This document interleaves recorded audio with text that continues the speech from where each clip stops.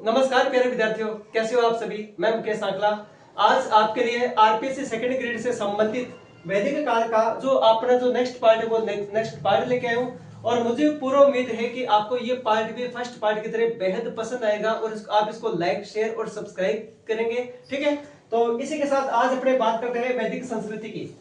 आज अपने पढ़ेंगे वैदिक साहित्य। कौन क्या पढ़ेंगे? वैदिक साहित्य।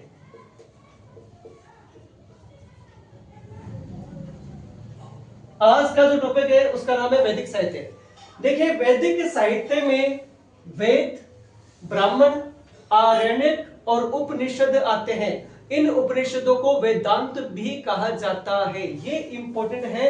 देखिए, वैदिक साहित्य में वेद, ब्राह्मण, इनको ब्राह्मण ग्रंथ भी कहते हैं, ब्राह्मण ग्रंथ, आरण्यक, आरण्यक का अर्थ होता है वन। वे ग्रंथ जिनकी रचना वनों में की गई थी उनको आरण्यक ग्रंथ या वन के अंदर लिखे गए ग्रंथ भी कहते हैं। ठीक है, पहला है वेद, ब्राह्मण, आरण्यक और उपनिषद। इनके बाद क्या आता है आपका उपनिषद। इन उपनिषदों को वेदांत भी कहते हैं। इन्हें क्या कहते हैं? वेदांत, अर्थात ये वेदों के अंतिम भाग थे। क्लियर? वैदिक साहित्य के प्रमुख अंग है, पहला है आपके वेद, ब्राह्मण, आरण्यक और उपनिषद। ठीक है, ये वैदिक साहित्य के अंग माने जाते हैं। इनके बाद आते हैं आपका सूत्र साहित्य। नेक्स्ट आते हैं सूत्र साहित्य। सूत्र साहित्य, ये सूत्र साहित्य वैदिक साहित्य के तो अंग नहीं है, लेकिन फिर भी वैदिक साहित्य को समझने के लिए इन सूत्र साहित्यों की आवश्यकता होती है। और ये सूत्र साहित्य है 6। ये सूत्र साहित्य इनमें आते हैं आपके वेदांग। इनमें क्या आते हैं आपके? वेदांग। सूत्र साहित्य में किसको शामिल किया जाता है? वेदांगों को शामिल किया जाता है। और ये वेदांग 6 है। ये वेदांग कितने हैं आपके? 6 हैं। इनमें पहला जो वेदांग है उसका नाम है आपका निरुक्त। क्या नाम है इसका? निरुक्त। दूसरा है आपका ज्योतिष। ज्योतिष, क्लियर? तीसरा है व्याकरण। व्याकरण। चौथा है शिक्षा। इसके बाद 5वें नंबर पे आपका आता है कल्प। और कल्प के बाद अंतिम और छठा वेदांग है छंद। कौन सा आता है? छंद। ये 6 वेदांग है। इनको सूत्र साहित्य भी कहते हैं। पेपर में पूछेगा कि इनमें से सूत्र साहित्य है तो आपका है निरुक्त है, ज्योतिष है, व्याकरण है, शिक्षा है, कल्प है और छंद है। अब इनके लिए मैंने एक छोटी सी ट्रिक बनाई है और आप इस ट्रिक के अकॉर्डिंग इन सूत्र साहित्य को बिल्कुल इजी तरीके से याद करोगे। ठीक है, अब देखिए, एक दिन की बात है, नीरू एक लड़की थी और नीरू ज्योति के पास गई और ज्योति को जाकर कहने लगी कि ज्योति, मुझे व्याकरण की शिक्षा चाहिए। मैं आज व्याकरण की शिक्षा लेने के लिए जा रही हूँ और तू मेरे साथ चल। अब उसने कहा कि तू तो बहुत बड़ी कल्पना कर रही है। इसने क्या कहा? तू तो बहुत बड़ी कल्पना कर रही है। तो कहते कि उसने कहा कि व्याकरण के बाद मैं छंदों का ज्ञान प्राप्त करूंगी। व्याकरण के बाद मैं छंदों का ज्ञान प्राप्त करूंगी। तो ये सूत्र साहित्य है। इनको सूत्र साहित्य में वेदांग कहते हैं और वेदांगों की कुल संख्या कितनी है? 6। ठीक है, इनको वेदों के अंग भी कहते हैं। इनको वेदों के अंग भी कहा जाता है। इनको वेदों का अंग, वेदों का अंग भी कहा जाता है। क्लियर यहाँ तक? नेक्स्ट अपने बात करते हैं वेदों की। नेक्स्ट अपने आज बात करते हैं वेद। अब वैदिक साहित्य का जो पहला अंग था वो था वेद। वेद क्या है और वेदों को क्यों पढ़ा जाता है? कहते कि वेद शब्द संस्कृत भाषा के विद धातु से मिलकर बना है। वेद शब्द संस्कृत भाषा के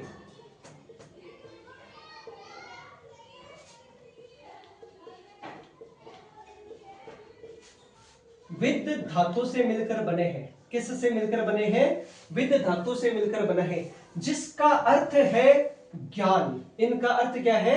ज्ञान। जिसका अर्थ क्या है? ज्ञान। जिसका अर्थ है ज्ञान। जिसका अर्थ है ज्ञान। क्लियर?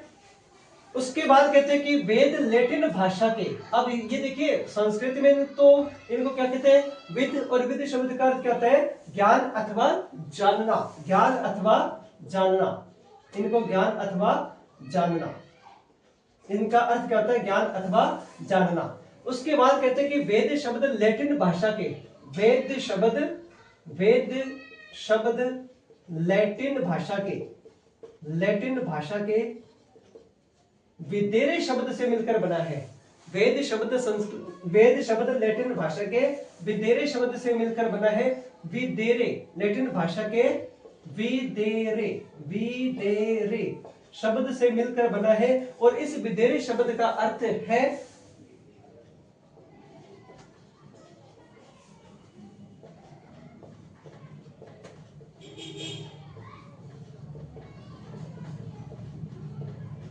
इस विदेरे शब्द का अर्थ है किसी चीज को देखना, किसी चीज को देखना। इसका अर्थ क्या है, जिसका अर्थ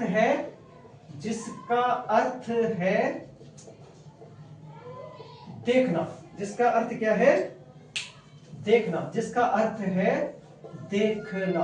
अर्थात आर्यों को ऐसे ज्ञान की प्राप्ति हुई जिसके आधार पर उन्होंने उस रहस्य को देखा, उस ज्ञान को देखा, उसी के आधार पर कहते हैं कि ये वेद बने। नेक्स्ट आता है जी, इन वेदों को अपौरुषीय कहा जाता है। इन वेदों को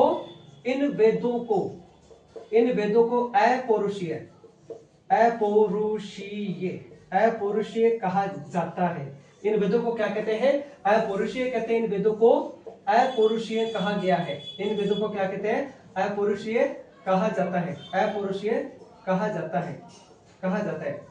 अब अपौरुषीय क्यों कहते हैं, क्योंकि धरती के किसी भी पुरुष के द्वारा इन वेदों की रचना नहीं की गई है। ये तो उस पार ब्रह्मा के मुख से उच्चारित है, जिनका ज्ञान वैदिक विद्वानों को, वैदिक ऋषियों को सरस्वती तथा दृष्टि नदी के बिल्कुल तट पर हुआ था। इसलिए इन वेदों को अपौरुषीय कहते हैं। धरती के किसी भी मानव ने इन वेदों की रचना नहीं की। ये तो पार ब्रह्मा जो निर्गुण है, निराकार है, जिसका कोई भी न रूप है, जो निराकार है, जो कण कण में है, उसी पार ब्रह्मा या प्रजापति के द्वारा, ठीक है, प्रजापति के मुख से वैदिक ऋषियों को इन वेदों का ज्ञान हुआ।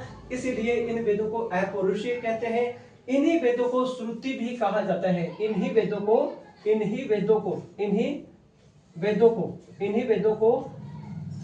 श्रुति भी कहा जाता है। इन्हें क्या कहते हैं, श्रुति। अब श्रुति शब्द का क्या होता है, सुनना।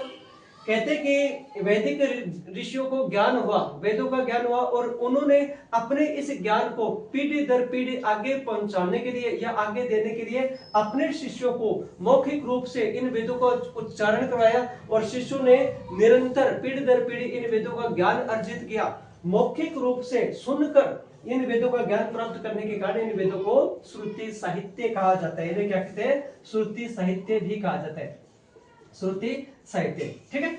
अब कहते हैं कि वेद कितने हैं, सीधा ये तो बिल्कुल सिंपल है। वेद कितने हैं, हमें पता है कि वेद 4 हैं। वेद कितने हैं, 4। लेकिन उनके अंदर जो इंपॉर्टेंट बातें हैं वो आपको डीप से डीप कराऊंगा। क्लियर। अब देखो वेदों की संख्या, बिल्कुल वेद कितने हैं, वेद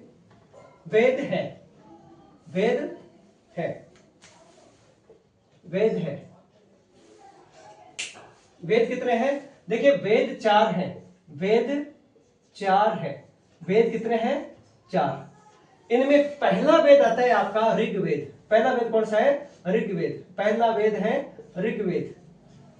दूसरा वेद है यजुर्वेद। दूसरा वेद है यजुर्वेद। तीसरा वेद है आपका सामवेद।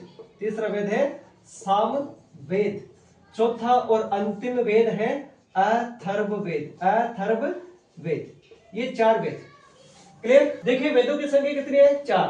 पहला है ऋग्वेद, दूसरा यजुर्वेद, तीसरा सामवेद और चौथा है अथर्ववेद। अब इन वेदों के बारे में हम पढ़ेंगे।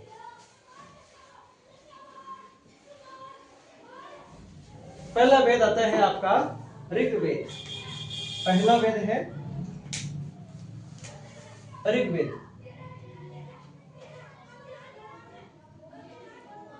ऋग्वेद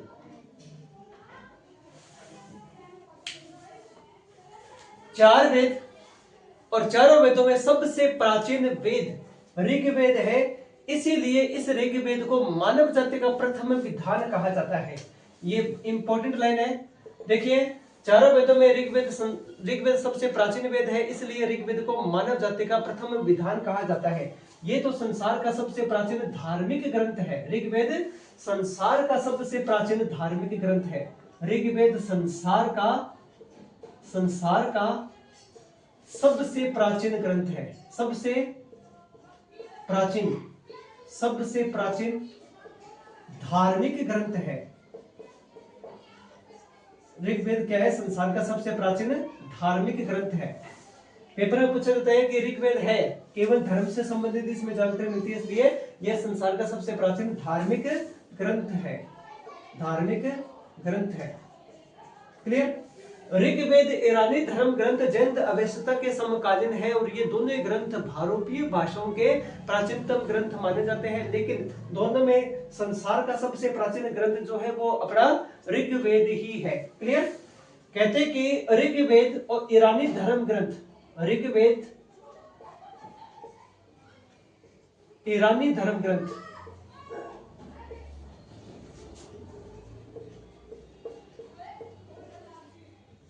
जैन अवेस्ता के समकालीन है। जैन अवेस्ता के समकालीन है।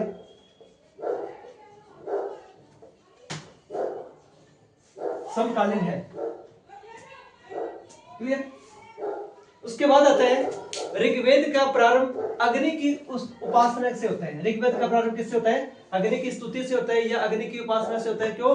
क्योंकि जब भी ऋग्वेद का प्रारंभ किया जाता था तो सबसे पहले अग्नि देवता की उपासना की जाती थी। आर्य जो ऋषि थे वो कहते थे ओम अग्नि देवाय नमः। हर एक देवता की उपासना करते समय वो उनके मंत्र बोलते थे। तो कहते हैं कि ऋग्वेद का प्रारंभ अग्नि की स्तुति या उपासना के साथ प्रारंभ होता था। ऋग्वेद ईरानी धर्म ग्रंथ जैन अवेस्ता के समकालीन है और ये दोनों ही ग्रंथ भारतीय भाषा के प्राचीनतम ग्रंथ माने जाते हैं। कहते हैं कि ऋग्वेद का प्रारंभ अग्नि की उपासना या स्तुति के साथ होता है। नेक्स्ट आता है ऋग्वेद के मंडल। नेक्स्ट आता है आपका ऋग्वेद के मंडल। नेक्स्ट पार्ट है इसका ऋग्वेद के मंडल।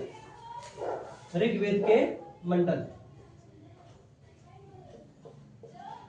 ऋग्वेद के मंडल। ऋग्वेद में कुल 10 मंडल है। ऋग्वेद में कितने मंडल है? इसमें कुल 10 मंडल मिलते हैं। ऋग्वेद में कुल 10 मंडल है। ठीक है? अब इन मंडलों का कालक्रम इतिहासकार ओल्डेनबर्ग ने निश्चित किया। ओल्डेनबर्ग ये कहते हैं कि ऋग्वेद का पहला और 10वां मंडल है जो है वो सबसे नए मंडल है, उनको नवीन मंडल कहते हैं। क्यों? क्योंकि इन दोनों मंडलों की भाषा अन्य 8 मंडलों से थोड़ी सी अलग है, इसलिए ये नवीन मंडल है। अर्थात ओल्डेनबर्ग के अनुसार,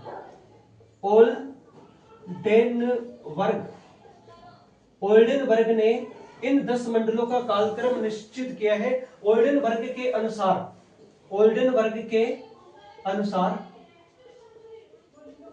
पहला तथा 10वां मंडल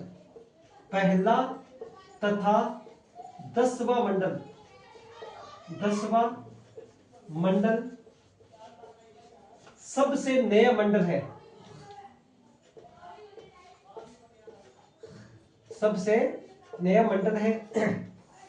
इसके बाद दूसरा, तीसरा, चौथा, 5वां, 6ठा और 7वां, 2 से लेकर 7 तक के मंडलों को प्राचीन मंडल, वंश मंडल, कुल मंडल और परिवार मंडल कहा गया है। यानी कि 2 से लेकर 7 तक के जो मंडल है इन मंडलों को परिवार मंडल कहते हैं, कुल मंडल कहते हैं, वंश मंडल कहते हैं और ये सबसे प्राचीन मंडल थे। ठीक है? इनको वंश मंडल,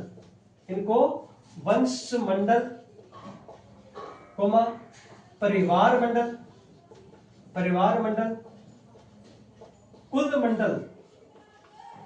कुल मंडल तथा प्राचीन मंडल कहा जाता है। प्राचीन मंडल कहा जाता है। कहा जाता है। क्लियर?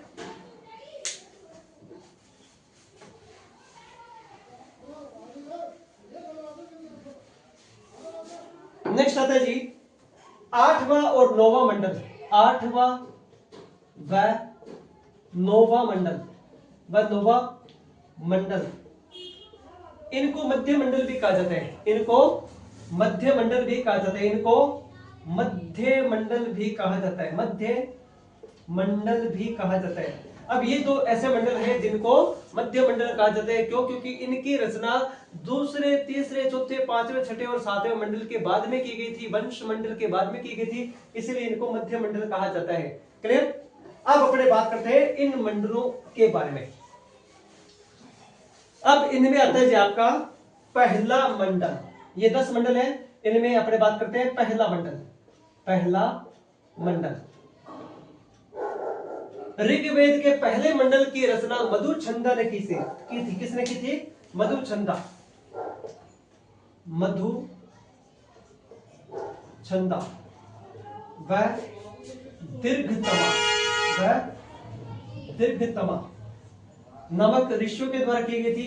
पहला मंडल और इस पहले मंडल की रचना किसके द्वारा की गई है? मधुछंदा तथा दीर्घतमा ऋषियों के द्वारा, ऋषियों के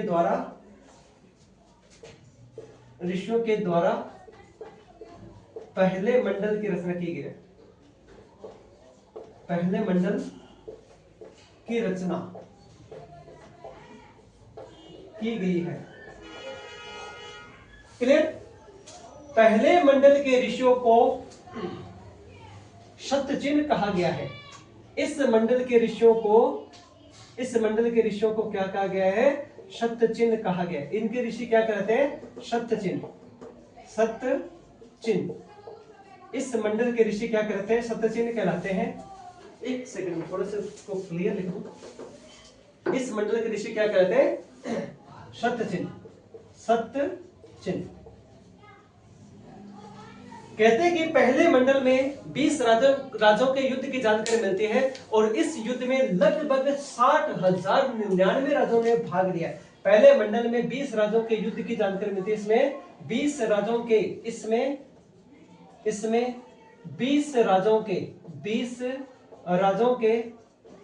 युद्ध की जानकारी मिलती है। युद्ध की जानकारी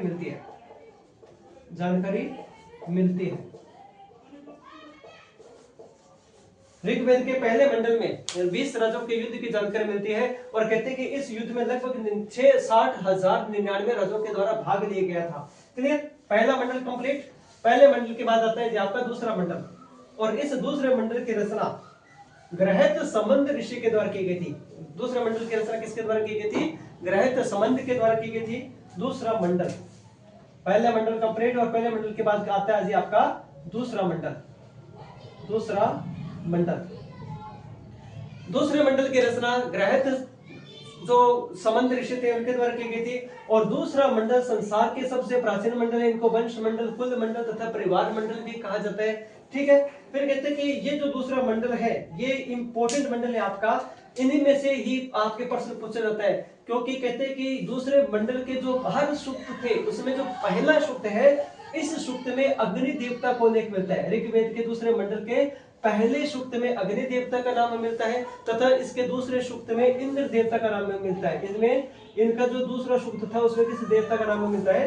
इंद्र देवता का नाम मिलता है। तो आपका पेपर में प्रश्न पूछेगा कि इंद्र तथा अग्नि का उल्लेख किस मंडल में मिलता है? तो ऋग्वेद के दूसरे मंडल में अग्नि तथा इंद्र देवता का स्पष्ट रूप से उल्लेख किया गया है क्योंकि आर्य जब भी यज्ञ करते थे तो वे उस यज्ञ में हर देवता की उपासना करते थे, स्तुति करते थे।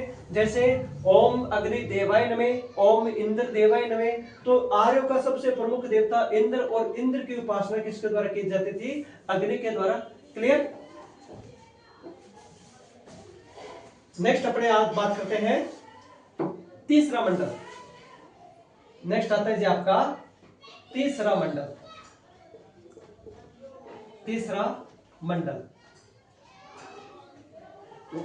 ये जो तीसरा मंडल है, इस तीसरे मंडल की रचना विश्वामित्र के द्वारा की गई है। इनकी रचना किसके द्वारा की गई है? इस मंडल की रचना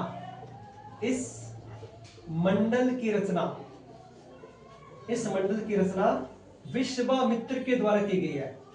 विश्वामित्र के द्वारा की गई है। ये विश्वामित्र पुलिश कुल के थे। ये विश्वामित्र किस कुल के थे? ये विश्वामित्र कुलिश कुल के थे। विश्वामित्र कुशिक कुल के थे। कुशिक कुल के।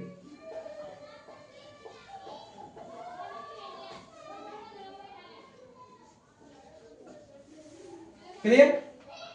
कहते हैं कि ऋग्वेद के तीसरे मंडल की रचना विश्वामित्र के द्वारा की गई है, और ये जो विश्वामित्र थे ये कुशिक कुल के थे, और इनके द्वारा ही इस ऋग्वेद के तीसरे मंडल में गायत्री मंत्र की रचना की गई है। यह गायत्री मंत्र ऋग्वेद के 62वें सूक्त का 10वां अध्याय माना जाता है, और यह गायत्री मंत्र जो है वो भगवान सवित्र देवता को समर्पित है, जो बुद्धि के देवता है, विवाह के देवता है, सूर्य जिनको कहते हैं, उन्हीं को ये गायत्री मंत्र समर्पित है। और कहते हैं कि इसी विश्वामित्र और राजा सुदास के बीच एक युद्ध होता है, जिसको इतिहास में हम क्या कहते हैं, 10 रंग के युद्ध कहते हैं। तो मैं थोड़ा सा आपको लिख कर क्लियर कर देता हूं, ठीक है। इनके द्वारा देखिए तीसरे मंडल की रचना इन्होंने की। कहते हैं कि इस तीसरे मंडल में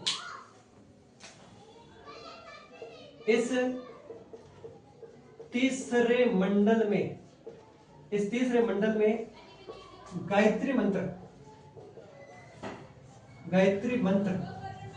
रचित है। गायत्री मंत्र रचित है, और कहते हैं कि यह गायत्री मंत्र ऋग्वेद के 62वें सूक्त का, यह गायत्री मंत्र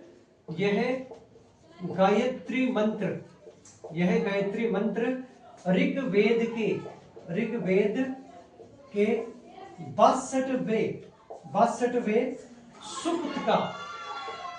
62वें सूक्त का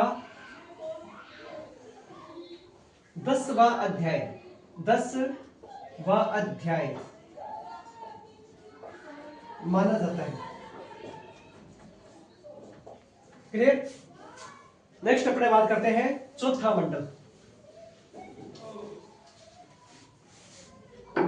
सारे के सारे मंडल हमने पढ़ने हैं, इनको याद करना है, ठीक है, क्योंकि इनके अंदर आपके आ जाएगा कि इन मंडलों को सुमेलित कीजिए, किस मंडल में कौन कौन सी बातें दी गई है। हर एक पर्सन का इससे डीप नहीं है। मैंने कई किताबें पढ़कर आपके लिए इंपॉर्टेंट नोट्स बनाए हैं, निकाले हैं, और अब आप इनको पढ़ना है, आपने इनको पढ़ना है। नेक्स्ट आता है आपका चौथा मंडल। नेक्स्ट है चौथा मंडल। अब चौथे मंडल की रचना वामदेव ने की है। चौथे मंडल की रचना किसने की है? वामदेव ऋषि थे, और इन्होंने चौथा मंडल लिखा, और कहते हैं कि इस मंडल में हमें कृषि के बारे में जानकारी मिलती है, कृषि कार्यों के बारे में जानकारी मिलती है। इस मंडल में हमें कृषि की जानकारी मिलती है, कृषि की जानकारी। यह मंडल हमें कृषि की जानकारी देता है। क्लियर? उसके बाद आता है जी आपका पांचवा मंडल। उसके बाद कौन सा मंडल आता है? पांचवा मंडल।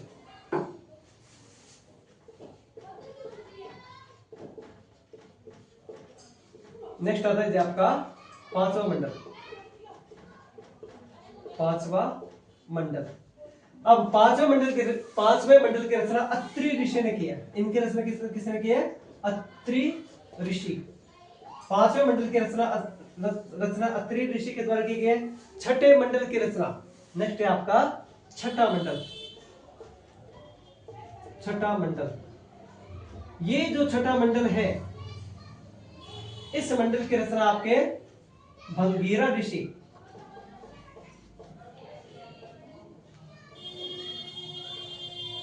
इसकी रचना किसके द्वारा की गई है? भंगीरा ऋषि के द्वारा की गई है। नेक्स्ट आता है जी आपका सातवां मंडल। कौन सा मंडल आता है आपका? सातवां मंडल। नेक्स्ट है सातवां मंडल।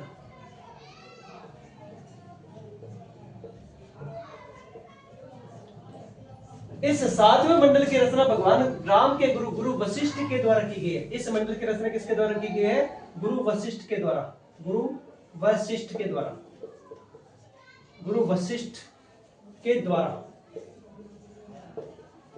इस मंडल की रचना की गई है।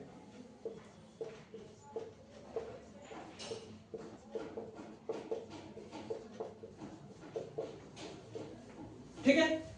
इस सातवें मंडल में दो चीजों की हमें जानकारी मिलती है। पहला तो ये कहते हैं कि इंद्र का आर्यों के एक प्रमुख देवता थे, जिनका नाम था वरुण देवता। वरुण देवता।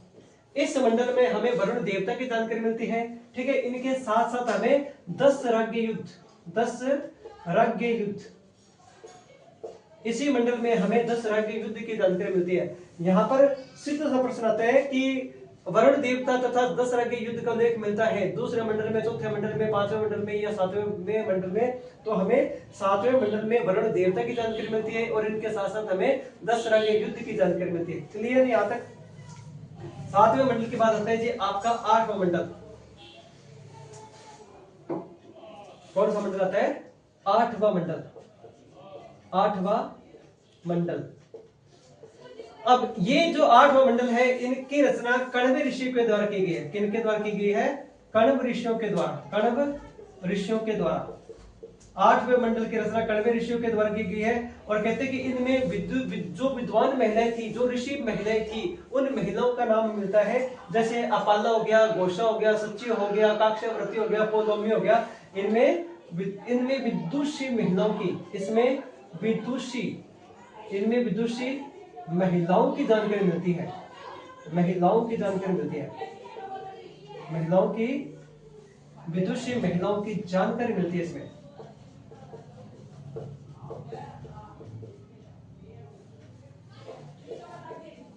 ठीक है, जैसे लोपा मुद्रा। लोपा मुद्रा, पहली लोपा मुद्रा हो गया घोषा, घोषा, सची, काक्षावृत्ति, पोलोमी, विश्ववरा।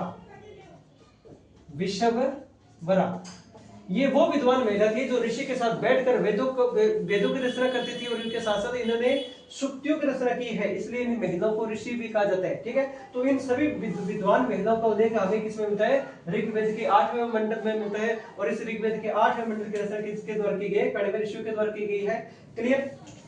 नेक्स्ट अपने बात करते हैं नौवां मंडल।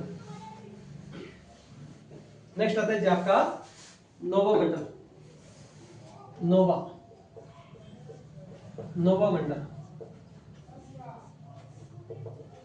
ये जो नौवां मंडल है, ये जो नौवां मंडल है, नौवां मंडल सोम देवता को समर्पित है। किसको समर्पित है? सोम देवता। नौवां मंडल सोम देवता को समर्पित है। और ये कहते हैं कि सोम जो है हिमालय पर्वत के ऊपर एक चोटी थी जिसको मुंजवंत पर्वत कहते हैं। कहते हैं कि ये हिमालय और इस हिमालय के ऊपर एक ऊंची चोटी थी। इस ऊंची चोटी का नाम क्या था? हिमवंत, या सॉरी मुंजवंत। क्या नाम था इसका? मुंजवंत पर्वत। और इसी मुंजवंत पर्वत पर ये हिमालय की मुंजवंत चोटी पर, ठीक है, ये एक पेय पदार्थ था। और आर्य क्या करते थे? इस पेय पदार्थ से, जड़ी बूटियों के माध्यम से पेय पदार्थ बनाते थे और पेय पदार्थ का ये क्या करते थे? पान करते थे, अर्थात पीने के काम लेते थे। इसलिए इनको पृथ्वी का देवता कहते हैं, सोम देवता कहते हैं। और पूरा का पूरा जो नौवां मंडल है वो सोम देवता को समर्पित है। इसके बाद नेक्स्ट आता है जी आपका 10वां मंडल। इसके बाद नेक्स्ट कौन सा आता है आपका? 10वां मंडल। नेक्स्ट है 10वां मंडल। 10वां मंडल। अब ये जो 10वां मंडल है, सबसे अधिक सूक्त 10वें मंडल में मिलते हैं। जैसे इसमें पुरुष सूक्त, इसमें पुरुष सूक्त, ठीक है। इसके बाद आता है जी आपका सूर्य सूक्त, सूर्य सूक्त तथा नासदीय सूक्त, नासदीय सूक्त। इसमें पुरुष सूक्त का उल्लेख मिलता है, इसमें सूर्य सूक्त का उल्लेख मिलता है, इसमें नासदीय सूक्त का उल्लेख मिलता है। और कहते हैं कि पुरुष सूक्त में, ऋग्वेद के 10वें मंडल की पुरुष सूक्त में पहली बार हमें 4 वर्णों की जानकारी मिलती है, जिनमें ब्राह्मण, क्षत्रिय, वैश्य और शूद्र, इन सभी का उल्लेख हमें ऋग्वेद के 10वें मंडल के पुरुष सूक्त में मिलता है। सूर्य सूक्त के बाद आता है नासदीय सूक्त। और नासदीय सूक्त में पहली बार हमें निर्गुण ब्रह्म की झलक दिखाई देती है। किसकी झलक दिखाई देती है? निर्गुण ब्रह्म, निर्गुण ब्रह्म, ठीक है। कहते हैं कि नासदीय सूक्त में लिखा है, पहले ना दिन था, ना सूर्य था, ना तारे थे, ना चंद्रमा था, केवल चारों तरफ अंधकार ही अंधकार था। और इस अंधकार के बीच अचानक एक तपस्या की उत्पत्ति हुई। और ये जो तपस्या था वो अव्यक्त चेतन था, जिसके बारे में कल्पना नहीं की जा सकती, वो अव्यक्त चेतन था। और उसके बाद ही ये कहते हैं कि ये पूरा का पूरा ब्रह्मांड और इस ब्रह्मांड की रचना हुई। तो पूरे ब्रह्मांड की रचना का उल्लेख हमें नासदीय सूक्त में मिलता है और इसी सूक्त में हमें निर्गुण ब्रह्म की जानकारी मिलती है। ये आपके 10 मंडल और ये 10 के 10 मैंने आपको कंप्लीट बताए हैं। कहते हैं कि ये जो नासदीय सूक्त है ये ऋग्वेद के 10वें मंडल का 129वां 129वां सूक्त है। ठीक है, नासदीय सूक्त जो है वो ऋग्वेद के 10वें मंडल का 129वां सूक्त है। यहाँ पर ये बहुत इंपॉर्टेंट लाइन आती है आपकी। ठीक है, नासदीय सूक्त मैंने आपको करवा दिया है, पुरुष सूक्त आपको करवा दिया। ठीक है, उसके बाद अपने आज बात करते हैं ऋग्वेद के ब्राह्मण ग्रंथ। कौन कौन से आते हैं? ऋग्वेद के ब्राह्मण ग्रंथ। नेक्स्ट आता है जी अपना ऋग्वेद के ब्राह्मण ग्रंथ। ब्राह्मण ग्रंथ, प्रत्येक वेद के साथ उनके कुछ ब्राह्मण, आरण्यक और उपनिषद होते थे। और ऋग्वेद के जो ब्राह्मण ग्रंथ है उनकी संख्या मिलती है हमें 2। इनमें पहला आता है जी ऐतरेय, ऐतरेय, और दूसरा आता है कौशितकी, कौशितकी। क्लियर? ऐतरेय ब्राह्मण को पंजिका भी कहते हैं। इन्हें क्या कहते हैं? पंजिका, पंजिका, इसको पंजिका भी कहते हैं। और कौशिक को सांख्यायन भी कहा जाता है, सांख्यायन, इसको सांख्यायन ब्राह्मण भी कहते हैं। क्लियर? अब कहते हैं कि ऐतरेय ब्राह्मण। नेक्स्ट कौन सा आता है? ऐतरेय ब्राह्मण, ऐतरेय ब्राह्मण, ऐतरेय ब्राह्मण। अब ये जो ऐतरेय ब्राह्मण है, इस ऐतरेय ब्राह्मण की रचना महिदास के द्वारा की गई थी। इसकी रचना किसके द्वारा की गई थी? इसकी रचना महिदास, महिदास के द्वारा की गई थी। और ये जो महिदास थे ये इत्रा के बेटे थे, इत्रा के पुत्र थे। और इन्होंने अपने माता के नाम पर अपने आप को क्या कहा? ऐतरेय कहा, क्योंकि उनके पुत्र थे इसलिए इनको ऐतरेय कहा जाता था। और इन्होंने जिस ग्रंथ की रचना की थी वो ऐतरेय ब्राह्मण कहलाया। तो ऐतरेय ब्राह्मण का रचयिता कौन था? महिदास था। इनको क्या कहते हैं? ऐतरेय कहते हैं। ये इत्रा के पुत्र थे। सॉरी। नेक्स्ट आता है जी आपका ऐतरेय ब्राह्मण। ठीक है,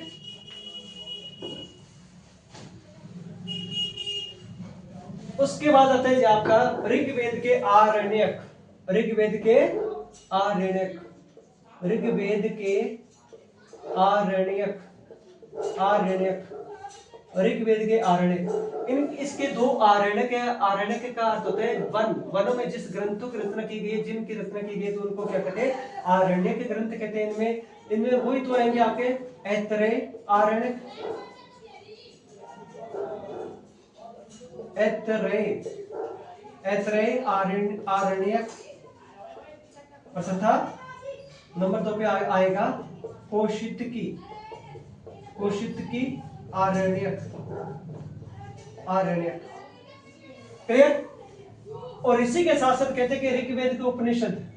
नेक्स्ट आता है जी आपका ऋग्वेद के उपनिषद, उपनिषद। अब ऋग्वेद के कितने उपनिषद थे? इनके 2 उपनिषद थे।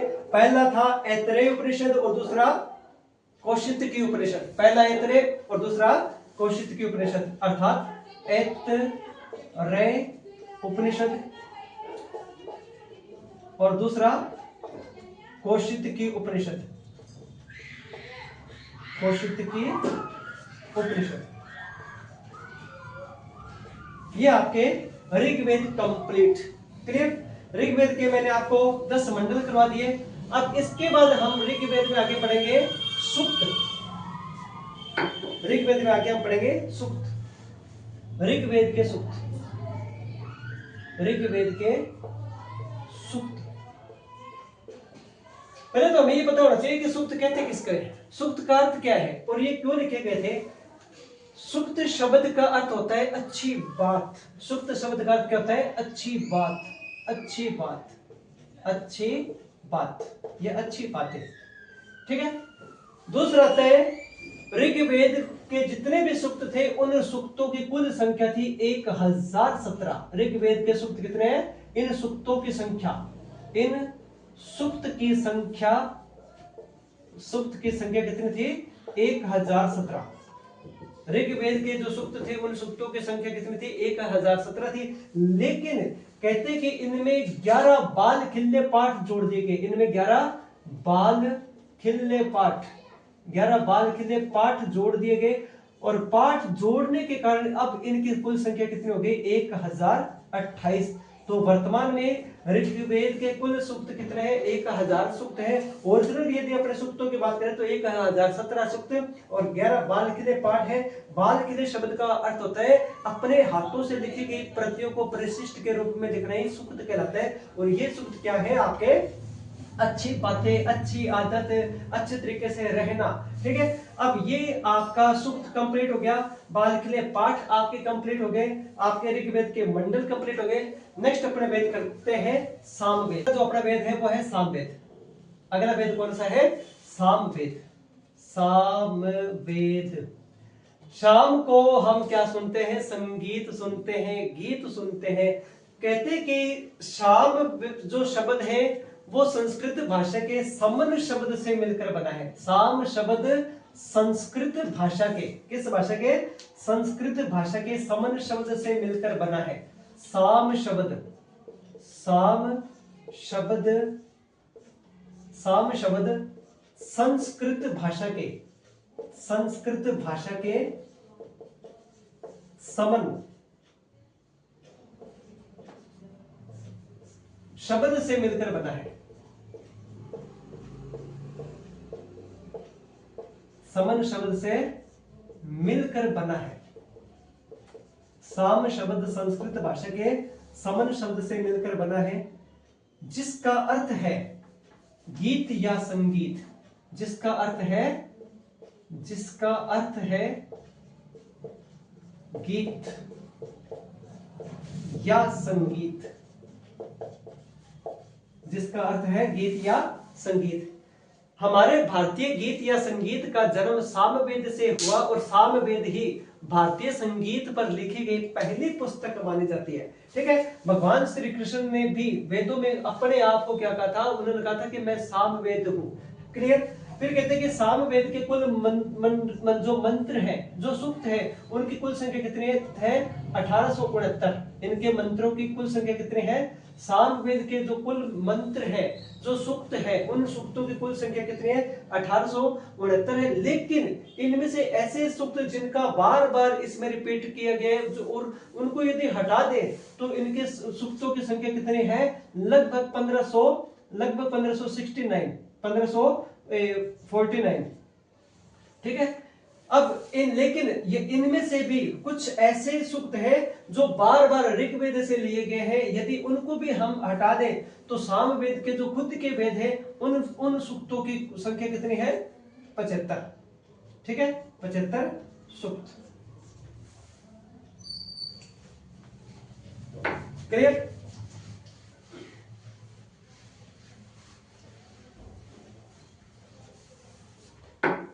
अगला पॉइंट आता है अपना, कहते कि सामवेद की 3 शाखाएं हैं। सामवेद की शाखाएं, सामवेद की, सामवेद की शाखाएं, सामवेद की शाखाएं। इतिहासकार कहते हैं कि सामवेद की कुल 3 शाखाएं हैं।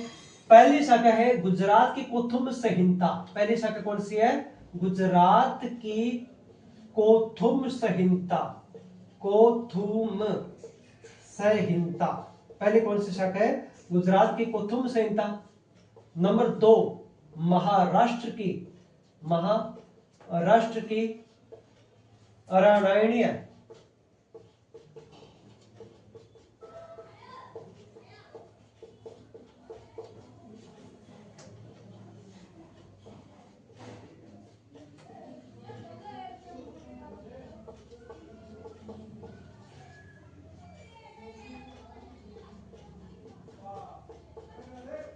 अब ये देखिए सामवेद की शाखाएं, कहते हैं कि सामवेद की कुल 3 शाखाएं हैं। इनमें पहले आते हैं जी आपकी गुजरात की पोथुम संहिता, महाराष्ट्र की रामायणीय संहिता तथा कर्नाटक की जैमिनीय संहिता। और कहते हैं कि इसके जो जनक थे, सामवेद के जो जनक थे, जिनको पहली बार सामवेद का ज्ञान हुआ, वो थे जैमिनी ऋषि। इनके जो जनक थे वो कौन थे?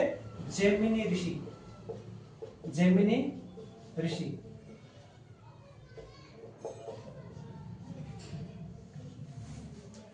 क्लियर? नेक्स्ट अपने बात करते हैं अपने सामवेद के मंडल।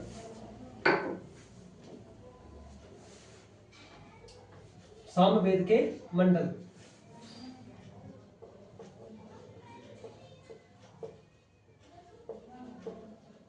सामवेद के मंडल। अब सामवेद के जो मंडल है, इनमें नंबर 1 पर आता है जी आपका पंचविश ब्राह्मण।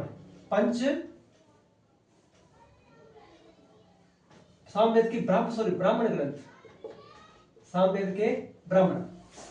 सामवेद के ब्राह्मणों में पहला आता है जी आपका पंचविश ब्राह्मण। पंचविश ब्राह्मण। और दूसरा आता है आपका छांदोग्य ब्राह्मण। ठीक है, ये सामवेद के ब्राह्मण हैं। इनमें पहला आपका आता है पंचविश ब्राह्मण, दूसरा कौन सा आता है? छांदोग्य। ऐसे तो और भी इसके ब्राह्मण है, लेकिन पंचविश जो है ये सबसे इंपॉर्टेंट है। तीसरा आता है आपका जैमिनीय। ठीक है, जैमिनीय ब्राह्मण, इसको तलब लकार भी कहते हैं। तलब लकार भी कहा जाता है। क्लियर? अब सामवेद आपका कंप्लीट। नेक्स्ट है यजुर्वेद। अगला वेद कौन सा है? यजुर्वेद। इस वेद को गति का वेद, वायु का वेद, ठीक है, और यज्ञ का वेद भी कहते हैं। एकमात्र ऐसा वेद जो पूरी तरह से यज्ञ को समर्पित वेद है, वो है आपका यजुर्वेद। यजुर्वेद जो है वो गद्य और पद्य में लिखा गया है। ये वेद किस भाषा में लिखा गया है? ये गद्य और पद्य भाषा में लिखा गया है। तथा और उसके बाद कहते हैं कि यजुर्वेद की 2 शाखाएं मिलती हैं। इस यजुर्वेद की कितनी शाखाएं मिलती है? 2 शाखाएं मिलती है। पहली जो शाखा है, उस शाखा का नाम है आपका शुक्ल यजुर्वेद। पहली शाखा कौन सी है? उसे कहते हैं शुक्ल यजुर्वेद। यजुर्वेद की शाखाएं। यजुर्वेद की शाखाएं। यजुर्वेद की शाखा। पहली आपकी शाखा आती है शुक्ल यजुर्वेद। पहली शाखा कौन सी है? शुक्ल यजुर्वेद। शुक्ल यजुर्वेद। और दूसरी आपकी शाखा आती है, उसे कहते हैं हम कृष्ण यजुर्वेद। कृष्ण यजुर्वेद। ये यजुर्वेद वेद की 2 शाखाएं हैं। पहली शुक्ल यजुर्वेद और दूसरी आपकी कृष्ण यजुर्वेद। शुक्ल यजुर्वेद को वाजसनेही संहिता कहते हैं। वाजसनेही संहिता। इसे वाजसनेही संहिता कहा जाता है। जबकि कृष्ण यजुर्वेद को हम तैत्तिरीय संहिता कहते हैं। इसे क्या कहते हैं? तैत्तिरीय संहिता। इसे तैत्तिरीय संहिता भी कहा जाता है। ठीक है, यहां तक क्लियर?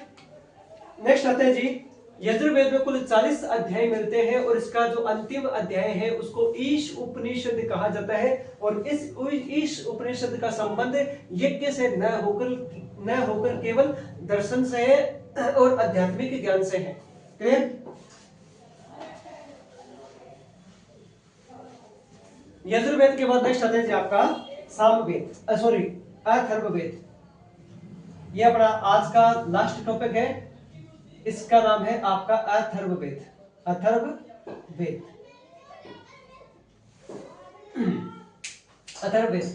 चारों वेदों में सबसे नया वेद।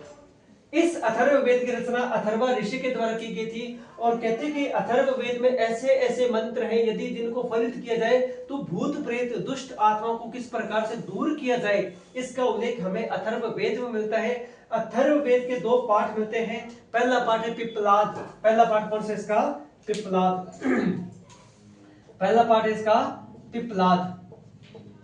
और दूसरा है शौनक। दूसरा कौन सा है? शौनक। इस शौनक में इस सोनक में 20 अध्याय, इस सोनक में कितने अध्याय मिलते हैं? 20 अध्याय, ठीक है। 6000 मंत्र, 6000 मंत्र तथा 731 सूक्त मिलते हैं। इसमें कितने सूक्त मिलते हैं? 731 सूक्त मिलते हैं। अथर्ववेद एकमात्र ऐसा वेद है वो कहते हैं कि यदि इसको फलित किया जाए तो ब्रह्मांड से सोने की बरसात हो सकती है। और इसी अथर्ववेद का एक सूक्त है जिसमें पृथ्वी को हमारी भारत माता कहा गया है या पृथ्वी को माता कहा गया है, वो इसका पृथ्वी सूक्त है, ठीक है। फिर कहते हैं कि इस अथर्ववेद के कुछ ब्राह्मण और आरण्यक भी हैं। इसके कुछ ऐसे ब्राह्मण है या उपनिषद है, ब्राह्मण है। इसमें सबसे पहले आपका आता है जी मुंडक उपनिषद, मुंडक उपनिषद। पहला कौन सा आता है? मुंडक उपनिषद, अर्थात अथर्ववेद के उपनिषद। इसमें पहला आपका आता है मुंडक उपनिषद। इस मुंडक उपनिषद में सत्यमेव जयते का उल्लेख होता है। इसमें सत्यमेव जयते का उल्लेख मिलता है। क्लियर? ठीक है विद्यार्थियों, आज की अपनी यह क्लास यहीं तक। और मुझे उम्मीद है कि आपको ये क्लास अच्छी लगी है। और अगर आपको ये क्लास मेरी अच्छी लगी है तो इसको आप लाइक करें, शेयर करें, सब्सक्राइब करें। और मुझे पूरी उम्मीद है ये क्लास आपके लिए बहुत अच्छी साबित होगी, ठीक है। इसी के साथ ही आज मैं आपसे विदा लेता हूँ। नई वीडियो के साथ मैं आपको कल फिर मिलूंगा। ओके, तब तक के लिए बाय, थैंक यू।